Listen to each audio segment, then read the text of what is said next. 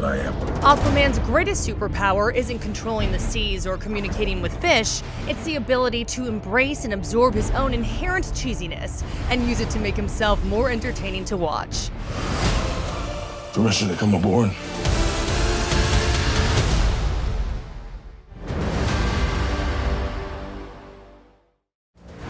In this trident resides the power of Atlantis.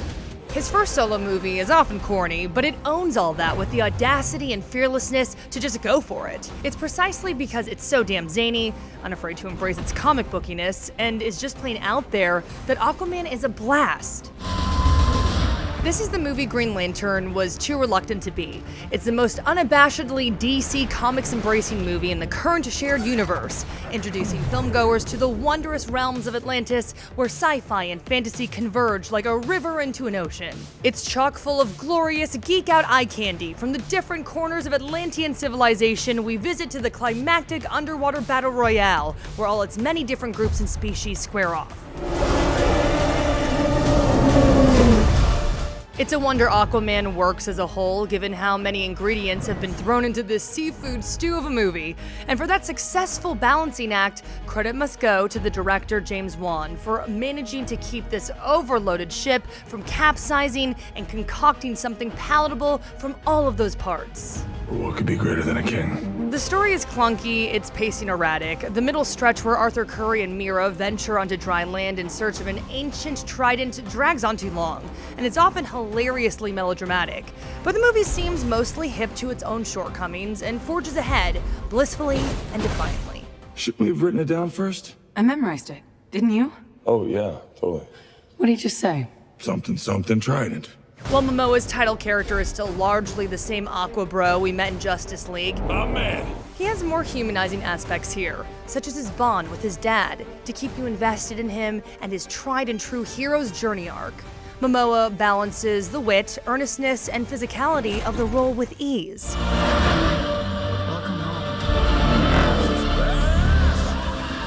Amber Heard has to play it straight as Mera, an Atlantean royal delivering exposition one moment, then pivoting to love-hate cutesy interactions with Arthur the next, all while performing stunts and hand-to-hand fights.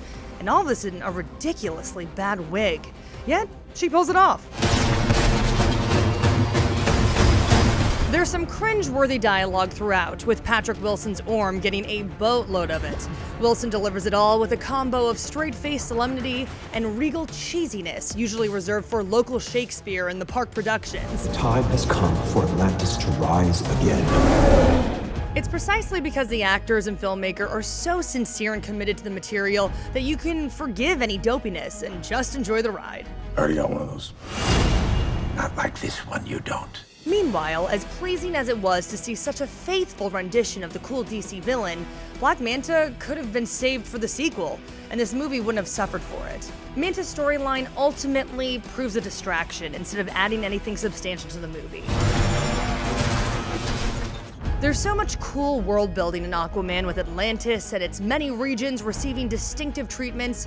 While we do get to see some Atlanteans who aren't royals or guards, it would be nice to see Atlantean civilization and its citizens explored even further in future films, much as the Thor films gradually opened up Asgard by the end of that trilogy.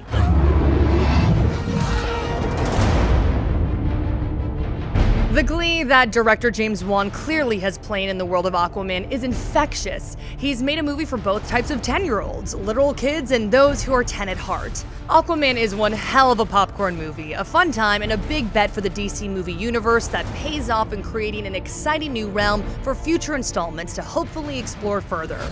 Wan's geeky epic is chock full of ridiculous elements, and on paper, it really shouldn't work as well as it does. But it's also inherently weird and brazenly bonkers that the siren call of this giddy, otherworldly romp is hard to resist. The war is coming to the surface whether you like it or not.